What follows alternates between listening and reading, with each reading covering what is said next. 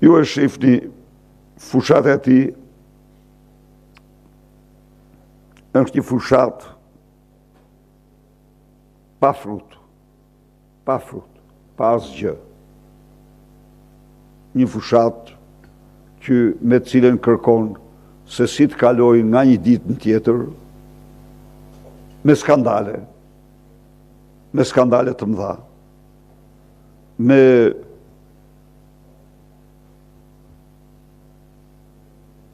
një fushat që kërkon të evokoj ose të lundroj në projnë freudian, por që nuk ka asgjë njerëzore, asgjë humane.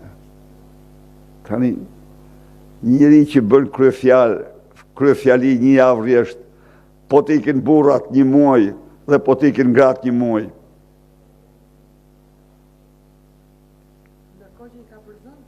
Nuk është problemi. Problemi është se këto që kanë problemet e familjes shqiptare, këto që kanë problemet e shqiptarëve sot.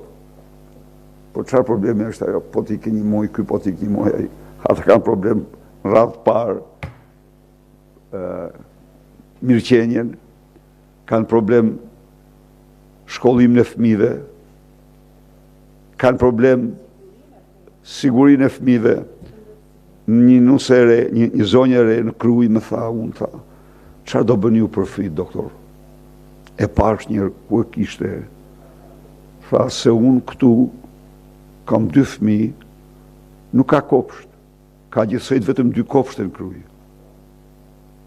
Ka gjithsejt vetëm 2 kopshte në qytetin e Krujë, nuk kam kopsht, nuk kam ku t'i çoj.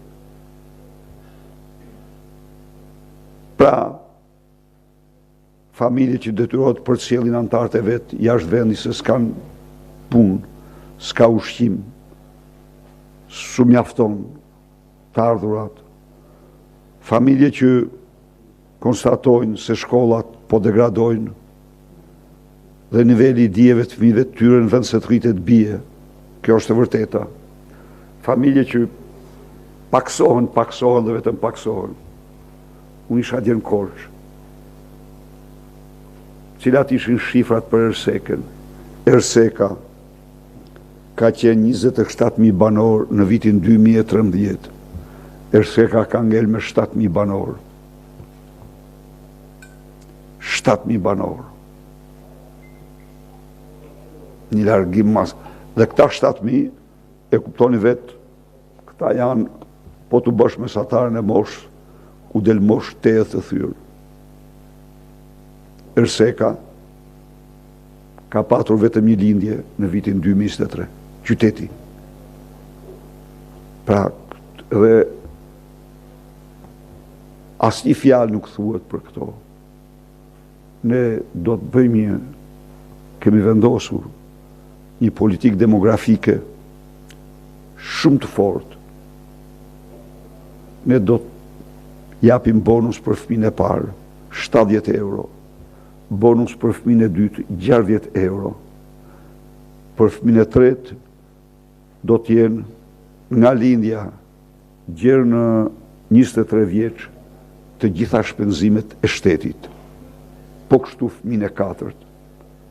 Pra, do përpiqemi të trajtojmë me seriozitetin më të madh problemet e krijuara të familjes. Kështu që unë ftoj të mos bijem në narrativen e tij.